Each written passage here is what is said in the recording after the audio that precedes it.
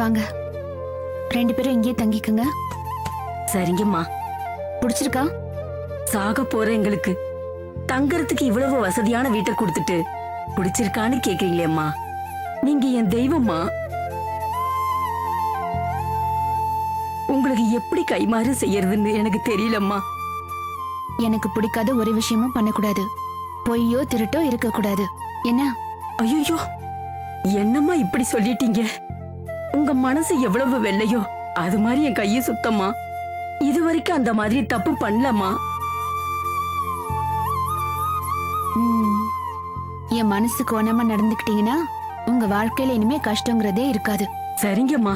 Toilet அந்த பக்கம் இருக்கு, யூஸ் பண்ணிக்கோங்க. பாத்துக்கங்க.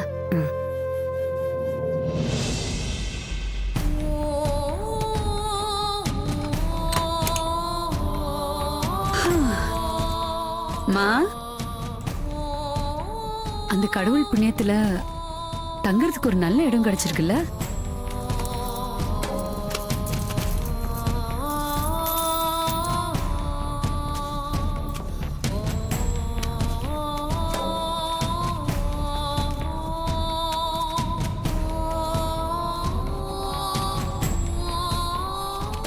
என்னம்மா இது?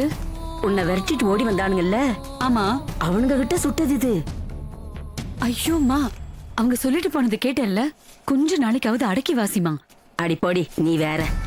நீ சொல்றத சொல்லிக்கிட்டே இரு.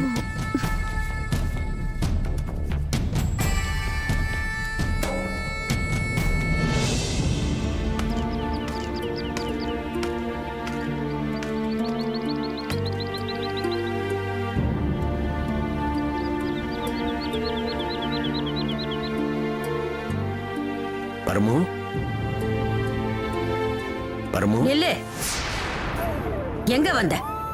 என் மகன் உயிரோட இருக்கான செத்து போயிட்டானு பாக்க வந்தியா? அம்மா, நீ நியாயமான மனுஷனா இருந்தா நேர் வழியில வந்திருப்ப. நீ தப்பான மனுஷங்கிறதுனால புறவாசல் வழியா வந்திருக்க. தயவு செஞ்சு எங்களை நிம்மதியா இருக்க விடு. மறுபடியும் ஏதாவது மோசம் பண்ணிடாத. போயிடு, போயிடுப்பா. நீங்களும் அப்படி பேசுறீங்க? கனவுல கூட பரமுக்கு துரோகம் நினைக்காதம்மா நானு. ஏமா இப்படி எல்லாம் பேசுறீங்க? பாட்டி, யார்கிட்ட என்ன பேசுறதுன்னு தெரியாது. புத்தி கிட்ட போச்சா உனக்கு? அம்மா, வயசானவங்கம்மா, இப்படி எல்லாம் பேசாத. இல்ல மாமா, புரியாம பேசிட்டு இருக்காங்க. இப்ப நம்ம குடும்பம் நிம்மதியா இருக்குன்னா அதுக்கு காரணம் மாமா தான், தெரியுமா? நீ என்னமா சொல்ற?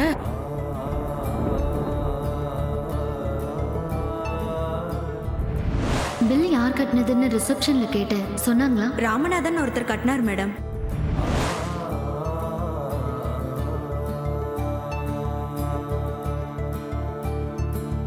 சாரி மாமா, அப்பாக்கு இந்த மாதிரி ஆனதுனால ஏதோ ஆதங்கத்துல பாட்டி இப்படி பேசிட்டாங்க.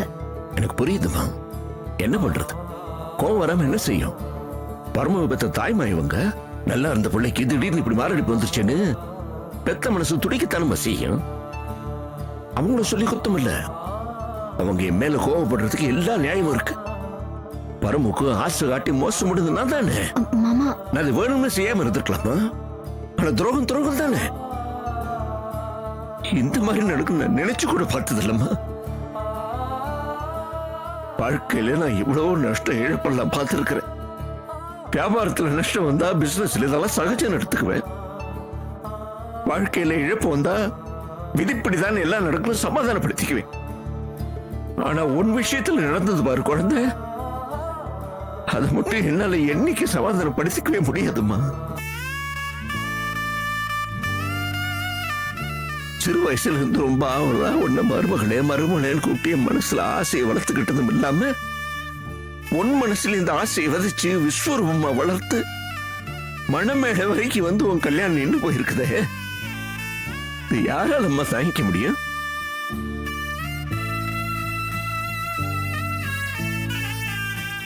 என்னாலே தாங்கிக்க முடியல. உன்னை பெத்த அப்பா அவன் நெஞ்சு எப்படி தாங்க?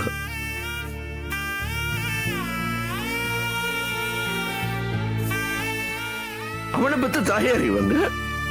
அதனால பாதிக்கப்பட்டு இவங்க என் மேல கோபப்பட்டதுல ஆச்சரியமே இல்லம்மா, ஆச்சரியமே இல்லை. எனக்கு எல்லாம் புரியுது. ராமு என்ன மன்னிச்சிருப்பா. அம்மா. எனக்கு வயசாயிருச்சே தவிர யாரை எப்படி வச்சு பாக்குறதுன்னு தெரியல. என்ன இருந்தாலும் நீ பெரிய மனுஷங்கிறத நிரூபிச்சுட்டப்பா. உன் மனசுல இருக்கிறது தெரியாம நான் ஏதேதோ பேசி கொட்டி தீர்த்துட்டேன். அழாதீங்கம்மா, அப்படி எல்லாம் பேசாதீங்கம்மா. நீங்க உங்க கோபம் எனக்கு புரியுதுமா. நீங்க என்ன பண்ணுவீங்க? நல்லா இருக்கீங்களா? நான் நல்லா இருக்கேம்மா. பரம எப்படி இருக்கான்? ராமு,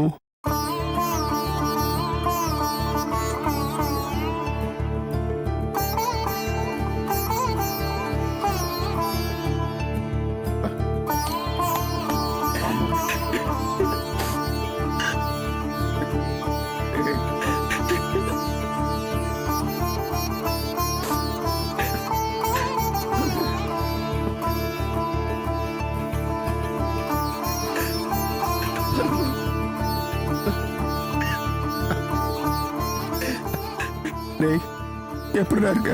வீட்டுல எல்லாரும் நல்லா இருக்காங்களாடா? என்ன விடுற? நீ எப்படிடா இருக்க?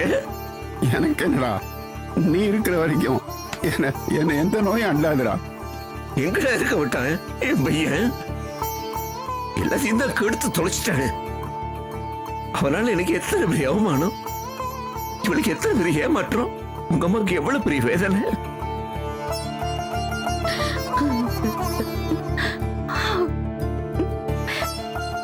அப்படிலாம் இல்லடா. ஆமா, இங்க நீங்க யாராவது என் நண்பர் ராம மனசு நோக்கும்படி பேசிட்டீங்களா? அவங்க பேச தேவையே இல்லடா. இத்தனை நாள் வராம இருந்தவாறு அதுக்காக என் மனசாட்சி போட்டு என்ன வாட்டிக்கிட்டே இருக்கு. டேய், என்னடா பேசுற? இது உன் வீடுடா, நீ இங்க வந்துதானே ஆகணும். ராமு, நாம விரும்பாத விருப்பப்படாத எவ்வளவோ சமாச்சாரங்கள் நடந்து போச்சு. அதுக்காக நான் நீயும் நண்பன் இல்லைன்னு ஆயிடுமா? நீ இங்க வருவேன்னு எனக்கு தெரியும்டா. ஒண்ணுமே வந்திருப்பேன்டா பரமு. ஆனா நீ இப்ப இருக்கிற கண்டிஷன்ல என்ன பார்த்தா எமோஷனல் ஆயிடுவேன்னு தான் நான் வராம இருந்தேன். எப்படியோட உன் உடம்பு சரியாயி பழையபடி பேசிட்டு இருக்க பாரு, அதுவே எனக்கு சந்தோஷமா இருக்குடா. இதே மாதிரி நீ என்னைக்கு சந்தோஷமா இருக்கணும்டா பரமு. எங்கடா இருக்க விடுறாங்க? கோயில் பக்கம் போனா ஏன் உன் பொண்ணு கல்யாணம் நின்னு போச்சுன்னு என்ன 1000 கேள்விகள் கேக்குறாங்கடா. தராதரமே இல்லாதவ என் பொண்ணு வேதவல்லிய எனக்கு கல்யாணம் பண்ணி கொடுக்குறீங்களாங்கிறான். இந்த மாதிரி பேச்செல்லாம் என்னால கேட்க முடியலடா. அதனால எல்லாத்தையும் செட்டில் பண்ணிட்டு பேசாம சென்னைக்கே வந்துடலான் இருக்கேன்டா. வந்துடுறா பரமு, வந்துரு. நான் இதைத்தான் உங்ககிட்ட ரொம்ப நாளா சொல்லிட்டு இருக்கேன், வந்துடுறான்னு. நீ தான் வராம இருந்துட்டேன். போட போது இந்த சாக்கிலே வந்துரு. நீ கவலையப்படாத, எல்லா ஏற்பாட்டையும் நான் பண்றேன்.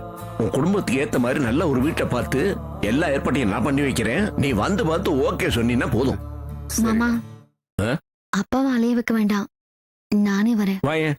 வேதா, நீ வீட்டுக்கு போக வேண்டாமா? நீ கடைக்கே போய் மாமாவை பார்த்துட்டு வந்துருமா. ஏமா அப்படி சொல்றீங்க?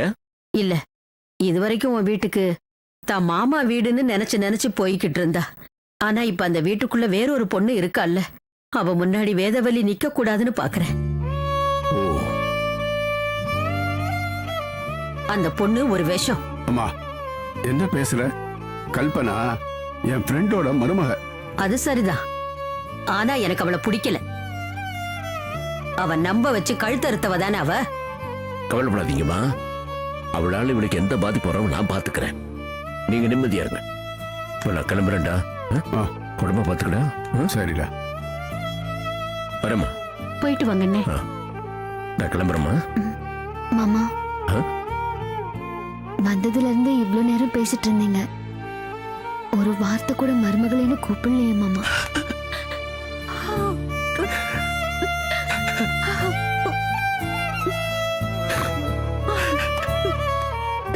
மனசு வாட்டிக்கிட்டு இருந்த அந்த கேள்வி மண்ணியை கேட்டிருக்கிற. முதல்ல எல்லாம் ஆசையா வாய் நிறைய கூப்பிட்டு இருந்தம்மா. ஆனா இந்த சம்பவம் நடந்த பிறகு மறுமலை கூப்பிட வாய் கூசுதுமா. மனசாட்சி உறுத்துது. அதனாலதான் அடக்கிக்கிட்டது. கூப்பிடுறமா, சுதாரிச்சுக்கிட்டேன். இனிமே முன்ன மாதிரியே ஒண்ணு மருமகளே மருமகளேன்னு கூப்பிடுறேன். வரட்டா மருமகளே? சரிங்க மாமா. அப்பா பாத்துக்க. வரேன்டா. ஆ.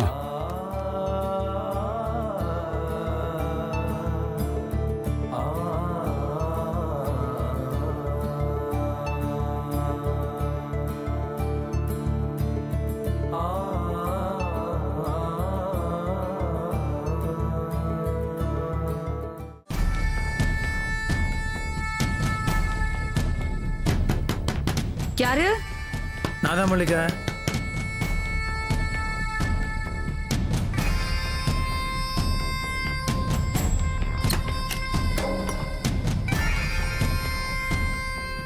ஏன் அங்கேயே நிக்கிறீங்க? உள்ள வாங்க. ஆ. அம்மா இல்லை? இன்னைக்கு சிவராத்திரி, அத கோயிலுக்கு போயிருக்காங்க. ஓ, அம்மாவுக்கு அவ்வளோ பக்தியா? இல்ல, எனக்கு நல்ல மாப்பிள்ளை அமையணும்னு வேண்டிக்கிட்டாங்களாம். அதான். ம். ஏதாவது சாப்பிடுறீங்களா? வேணாம் வேணாம், நான் சாப்பிட்ற ஐட்டம் எப்படி இருக்காதீங்க. நீங்க ட்ரிங்க்ஸ் பத்தி தானே சொல்றீங்க? ஹை, பிரிட்டு மாதிரி கப்புன்னு பற்றிக்கிட்ட பரவாயில்லையே.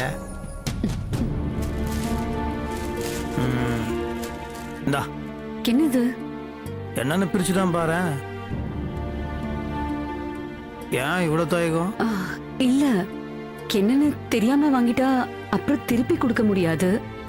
என்னன்னு தெரிஞ்சிருச்சுன்னா வாங்கலாமா வேண்டாமான்னு முடிவு பண்ணலாம்ல. இல்லை, டோஸ் சொல்கிற நல்லா இருக்குது, ஆனால் புரியல, குழம்புது. நான் ஸ்ட்ரெயிட்டாகவே வந்துடுறேனே. இந்த பாரு, நீ கட்டின்ற புடவெல்லாம் ஒரு மாதிரி பழசாக இருந்தது. நான் கடை பக்கம் போகும்போது டக்குன்னு ஒரு ஞாபகம் வந்தது, அதான் வாங்கிட்டு வந்தேன்.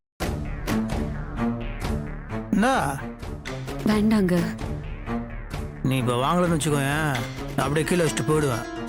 நீங்க கீழே வச்சுட்டு போனாலும் நான் இதை என் கையால தொட மாட்டேன். மல்லிகா, நான் வந்து கொஞ்சம் ஷார்ட் டெம்பர்டு, சுருன்னு கோவம் வந்துடும். அப்புறம் கோவம் வந்துச்சுன்னு வச்சுக்கோயேன், டப்புன்னு அரைஞ்சிடுவேன். அதனால இப்படிலாம் பேசாமல் ஒழுங்காக வாங்கிக்கோ. இந்தா. இல்ல, நீங்க அன்பா அக்கறையா வாங்கிட்டு வந்திருக்கீங்க. இதை நான் உதாசீனப்படுத்துறேன்னு நீங்க தப்பா எடுத்துக்க வேண்டாம். சரி, வேற நான் எப்படி எடுத்துக்கணும்னு நீயே சொல்லிடு. ஒரு பொண்ணுக்கு புடவை வாங்கி கொடுக்கணும்னா ஒண்ணு அவளோட அப்பா அம்மாவா இருக்கணும், அப்படி இல்லைன்னா அவளை கட்டிக்க போறவரா இருக்கணும். நீங்க எனக்கு என்ன உறவுன்னு சொல்லுங்க, அதுக்கப்புறம் நான் இதை சந்தோஷமா வாங்கிக்கிறேன். இல்ல, நீங்க உடனே சொல்லணும்னு அவசியம் இல்ல, யோசிச்சு அப்புறமா சொல்லுங்க, அதுக்கப்புறம் நான் இதை வாங்கிக்கிறேன். புடவைல இவ்வளோ விஷயம் இருக்குதா? பேசாம வேறு ஏதாவது வாங்கியிருக்கலாம். சார், நீங்க கோவத்துல போலல்ல? குழப்பத்தில் போகிறேன். இல்லை, அது நீ கேட்ட கேள்விக்கு என்ன பதில் சொல்கிறதுன்னு தெரில. அது சரி, நான் வரேன்.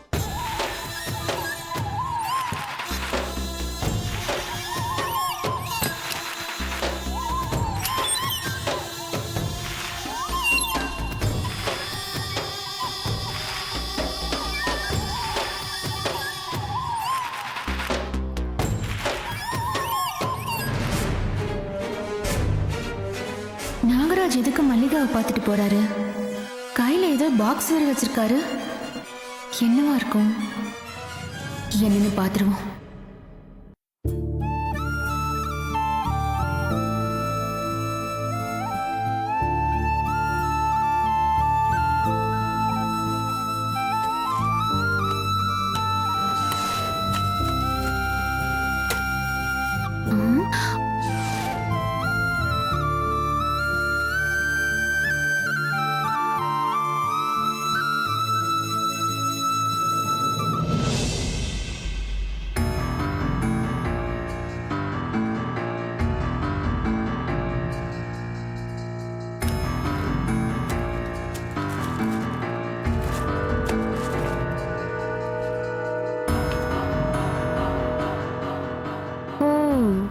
கதை அப்படி போகுதா?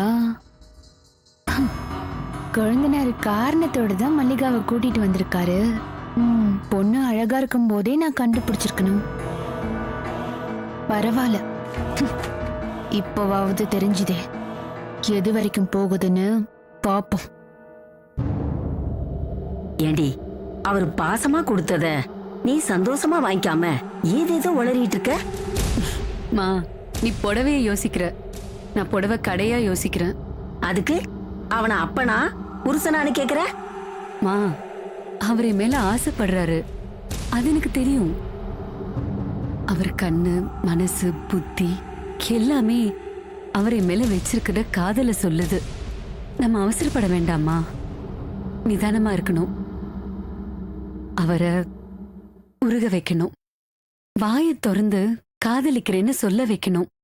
இந்த சாமர்த்தியம் எங்கடி கத்துக்கிட்ட? முட்டாள்தனமா எவன்கிட்டயோ ஏமாந்தியே உன்னோட வாழ்க்கையில இருந்து தான் கத்துக்கிட்டேன்.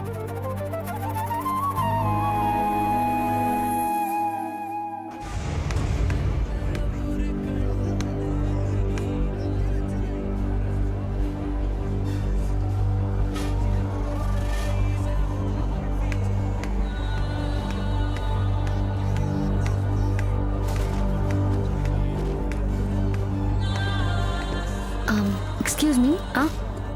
வாங்க மேடம். சொல்லுங்க. மாமாவை பார்க்கணும். யாரு? பெரிய முதலாளியா? ஆமா. அவரை இப்பதான் கிளம்பி வெளியில போனாரு. எப்போ வருவாருன்னு தெரியல. நீங்க வேணா ஃபோன் பண்ணி பாருங்களேன். தேவி, நீ கஸ்டமர் கவனி. Okay sir. வெஸ்மாம்பலத்துல வீடு பார்த்துருக்கோம். அப்பா உனக்கு காட்ட சொன்னாரு. ஃப்ரெண்டோட வீடு தான். போய் பார்க்கலாமா? அட்ரஸ் இருந்தா கொடுங்க, நானே போய் பார்த்துக்கிறேன். அப்பாவுக்கு தெரிஞ்சா வருத்தப்படுவாரு. அந்த வீடு பிடிக்கலனா கூட வேற வீடு பார்க்கலாம். புரோக்கர் கிட்ட சொல்லி வச்சிருக்கேன். தனியா போனா சரியா இருக்காது. நானே கூட்டிட்டு போறேன். வீடு பிடிச்சிருந்ததுன்னா அட்வான்ஸ் கொடுத்துடலாம். நாள் நல்லா இருக்குன்னு அப்பா சொன்னாரு. அதான். சரி, போலாம். வா.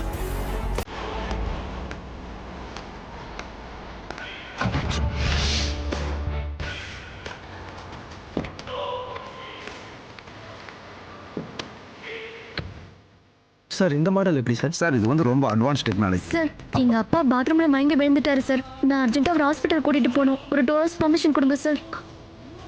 சரி, போயிட்டு வா.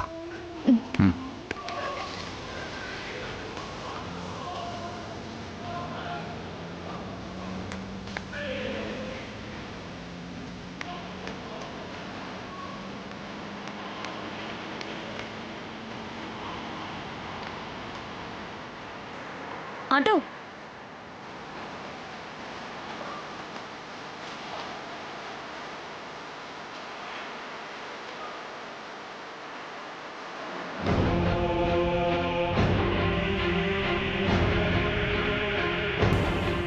கொஞ்சம் சீக்கிரம் போங்கண்ணா. சரிம்மா. ஒரே நாள்ல எல்லாமே மாறி போச்சுல்ல. நீங்களும் நானும் யாரோ மாதிரி பேசுறதும் பழகிறதும். பழச எதை பத்தியும் பேச வேண்டாம் வேதவல்லி. எதையும் பேசுற நிலையில நானும் என் மனசோ இல்லை. நான் இப்போ வேற மனுஷன், வேற உணர்வுகள், வேற கவலைகள், வேற வாழ்க்கை வேதவல்லி. அன்னைக்கு கோவில்ல உங்க வைஃப் கல்பனா ரொம்ப கோவப்பட்டாங்க. ரொம்ப தப்பா பேசிட்டாங்க. மனசுக்கு ரொம்ப கஷ்டமாயிடுச்சு. சாரி வேதவல்லி. ஐயோ, இதை நான் உங்ககிட்ட கம்ப்ளைண்டா சொல்லல. வீட்டுக்கு போய் உங்ககிட்ட பெருசா சண்டை போட்டிருப்பாங்கல்ல. மாமாவுக்கு தெரிஞ்சா ரொம்ப வருத்தப்படுவாருன்னு தான் நான் ரொம்ப கவலைப்பட்டேன். ஆமா, வீட்டுக்கு வந்து ரொம்ப சண்டை போட்டா. நான் என் சைட்ல இருக்கிற நியாயத்தை சொன்னேன், உண்மையை சொன்னேன். அவ கேட்கவே இல்லை, நம்பவே மாட்டேங்கிறா. என்னன்னே தெரியல, ரொம்ப பொசசிவா இருக்கா. அது அவளோட கேரக்டர். ஆனா நான் என்னோட ஆசைகளையும் விருப்பங்களையும் மாத்திக்கிட்டு அவளுக்காக எப்படி வாழ முடியும்? நீங்க மாறணும் சுந்தர். உங்க வைஃப்காக நீங்க வாழணும். அப்பதான் மாமா நிம்மதியா இருப்பாரு. மனைவியை சந்தோஷமா வச்சுக்கணும், மதிக்கணும், அவளோட உணர்வுகளுக்கு மதிப்பு கொடுக்கணும், அவளை ஃப்ரெண்டா நடத்தணும். இப்படியெல்லாம் ரொம்ப ஆசைப்பட்டவன்னா. ஆனா இந்த மனைவி எப்படி என் வாழ்க்கையில வந்தா? நான் எப்படி தப்பு பண்ணேன்? எனக்கே தெரியாத, உணர்வு இல்லாத, எவ்வளவு யோசிச்சும் எனக்கே ஞாபகம் வராத ஒரு தவறை நான் எப்படி செஞ்சேன்? அப்பாவுக்கு அவமானம், உனக்கு துரோகம், உன் குடும்பத்துக்கு கெட்ட பேரு, எல்லாம் என்னால எப்படி வந்ததுன்னு எப்போ நான் யோசிச்சுக்கிட்டே இருக்கேன் வேதவல்லி. மனசு வலிக்குது. கவலைப்படாத வேதவல்லி, என்னால கல்பனாவுக்கு எந்த பிரச்சனையும் வராது. என் அப்பா என்ன அப்படி வளர்க்கல.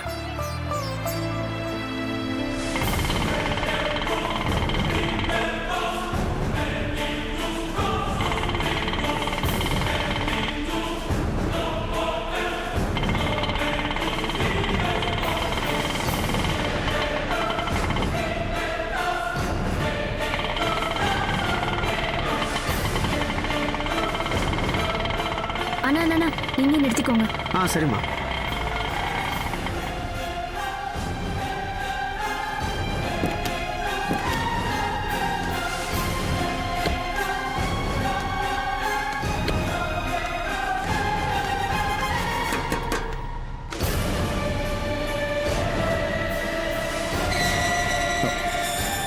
வாங்க சார். வணக்கம். நல்லா இருக்கீங்களா? நல்லா இருக்கேன். இந்தாங்க சார், வீட்டை பார்த்துட்டு இருங்க, நான் வெளியில் போயிட்டு வந்துடுறேன். சரி வா.